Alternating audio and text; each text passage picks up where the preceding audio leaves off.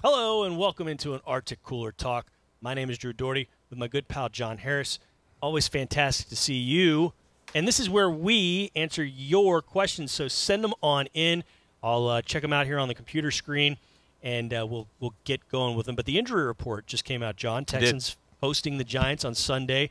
Only guy who's been ruled completely out, and there's no big surprise there. Kayvon Webster continues his rehab from the Achilles, so we won't see him. A few guys are questionable, like Kiki QT, and I'd be surprised if we see him this Sunday. So Sammy Coates, they're both questionable in this one as well. So I think Jordan Thomas, we saw, if I remember correctly, right at the very end, he went on the injury report today. So I don't know if something happened during practice. We watched him in practice today. He looked good in practice. He looked, he did. He looked good in practice. So I believe he was the only – I think he was the other one that was questionable. Mm-hmm. Yes, he's questionable, and he was just a new one today. So hopefully he'll be okay to go, but we'll see what the team's going to do. So Will Fuller and DeAndre Hopkins, neither one of them are listed as questionable or out, so they're good to go. And Jadeveon Clowney is a full participant today in practice, so should be good to go on the injury report. Yeah, you just covered Corey's question. He was asking about Will Fuller the fifth. He should be playing. Yeah, he's going to be out there probably. Yeah. Brandon asks about QT. I don't think you're going to see him. Hasn't been ruled out yet, but I would be surprised if we see QT. Yeah. And Jonathan is asking, is Rankin the left tackle? Unless something big has changed, he's going to be your starting left tackle there. Yeah, I don't see that changing, at least for the – I don't know who else you would put at left tackle at this point unless you move Julian back to left and then move Martinez to right or somebody else to right, but I don't see you doing that. Martinez started for the first time last week. I feel like he held his own. It wasn't perfect. There's some things that he's got to get better. I thought this was interesting, Drew, about the offensive line, and I figured this is a pretty good spot. Then we'll get back to some of the questions. I was going through on NFL.com when they have their stats. They have one that actually says offensive line. Mm-hmm. And on the offensive, they have different categories, pass, run, all that kind of good stuff. And they have a column. Sorry, you're like just blowing me out there. No, that's fine. Friends like Mark Vandermeer, just like peek behind the curtain. Mark Vandermeer is deaf, and these are his. I'm deaf. He's more deaf than I am. I mean, that just like was hurting. Sorry. No, that's what everybody says. But the point being, they have a column that's called EXP Experience, and they have each team listed. And the Texans have the least amount of experience as it pertains to offensive starts. So what they've done is they've taken the 5 guys that should start and added up their career NFL starts. The Texans have 95.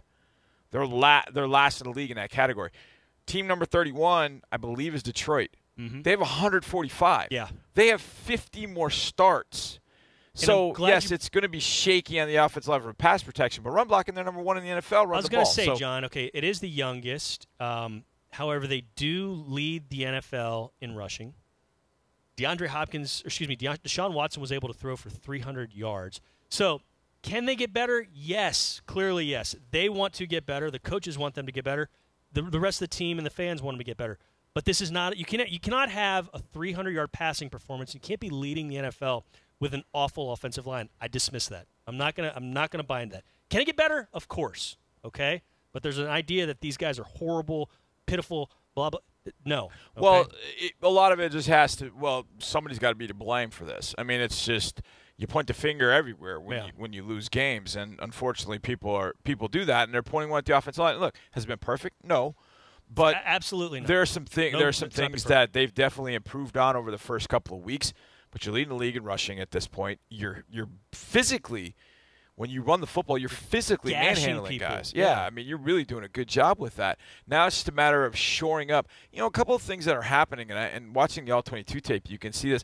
A couple of times, guys, for example, they're going to protect the quarterback, and I saw one time with Julian where he was locked in, and I think it was Derek Morgan. He was locked in on a blocker, and I think it was Jordan Akins was running his route. Like, he was checking to see if Julian needed help, realized he didn't need help, and then he was going to shoot through and then out to his route. Well, on his way, guess what he does? He bumps Julian. Julian is thrown off. Derek Morgan then is able to release and then put some pressure on Deshaun. So it's little things like that they've got to clean up that I think they'll end up doing. And in so doing, I think the pass protection will clean up. And once that pass protection is clean, this offense will be able to do what it wants. No doubt. Okay, Max wants to know what's Deontay Foreman's status. You're not going to see him till late October. He's on the physically unable to perform list, still has the Achilles injury. Late October will be the earliest that you see Deontay. This question, what's Foreman's status, is going to be like the Washington State flag on College game day. Well, it shows up every single week. Understandably. No, I know. You know, and no, I know. He's a good player, but, yeah, we're not going to see him till Halloween. No, I'm just saying that we answer that question Yeah. every single week. It's like the Washington State flag on College game day. It's going to show up somehow. Yep. It may be the last question, but it's going to show up somehow. Natalie has a question. What's J.J. Watt's status? He's been on the injury report. Yeah, he has been on the injury report.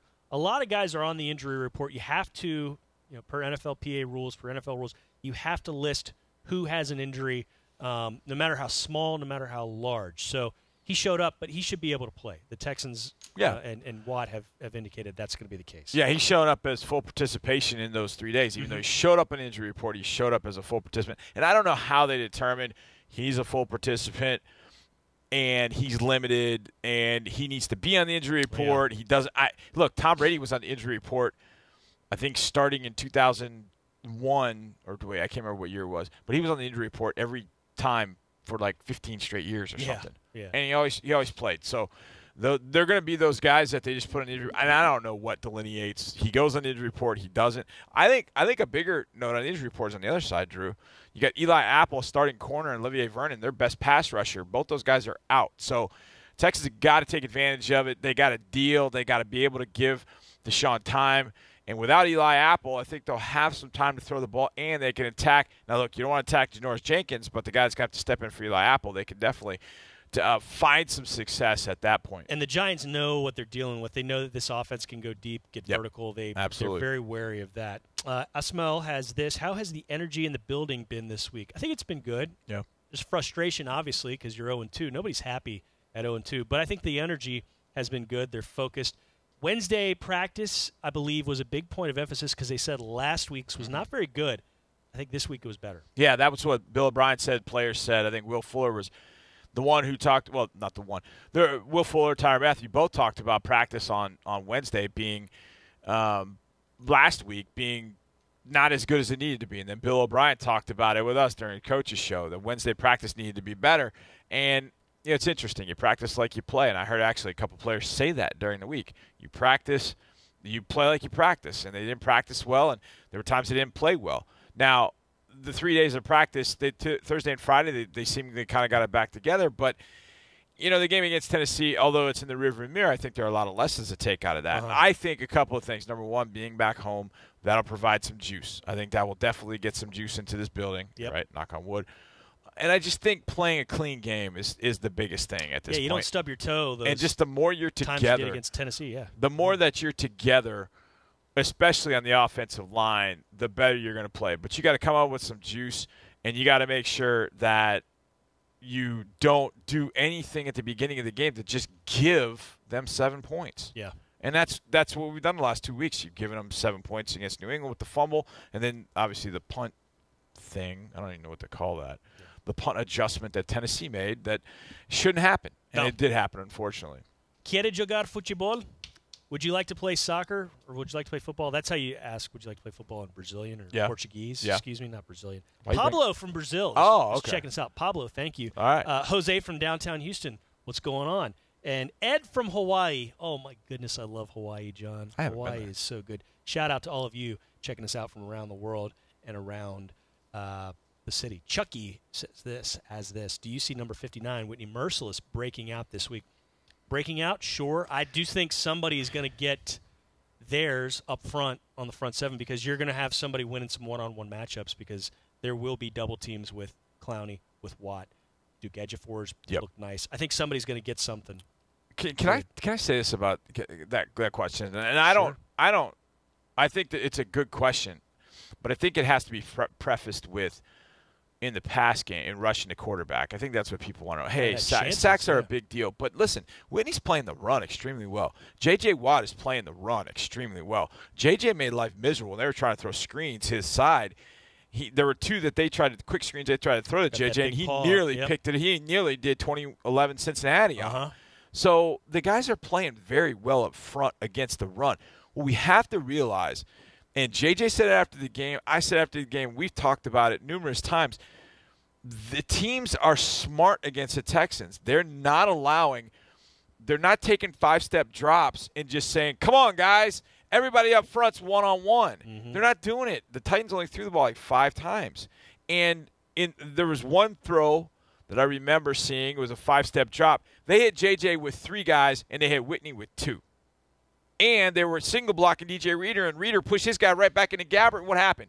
Gabbert had to go over them. Then he launched it to the sideline incomplete. Mm-hmm. So the Titans were smart about that. And Brady was smart. Brady knew the clock in his head said, get rid of it, get rid of it, get rid of it. And he just dumped it. And that's what the defense now has to make the adjustment. And that is teams are attacking us short. Let's take away that short stuff. Let's make them hold it just that much longer. Shock and awe if that happens. Shock and awe if that happens. That much longer, and the guys will get there. I like it. And then you'll start seeing, as the question was asked, are they going to break out? All right, John. You got the show tonight on Texans Radio. I do. Texans All Access tonight. Got plenty of stuff. Brian Gain, Will Fuller.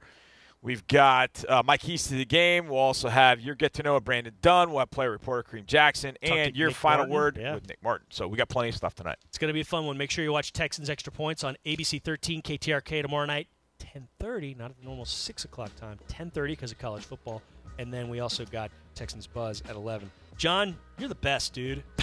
You're the best. No, you're the best. No, you're the best. And you're the best for watching you guys us. Are the best. Thank you to Eric Sanonosencio, to Tyler Marcote, and all the rest of you helping us with this Facebook Live video. It's all brought to you by Arctic. See you later.